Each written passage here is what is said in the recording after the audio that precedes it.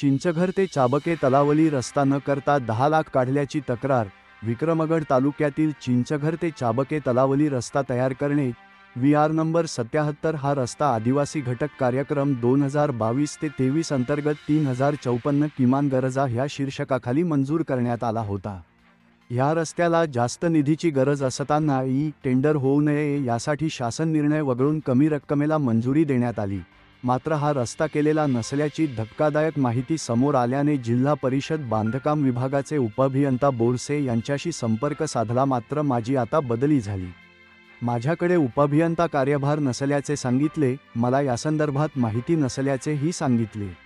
अशी उडवीच्या उत्तराने स्पष्ट होत आहे की हा रस्ता न करताच देयक काढलेले आहेत.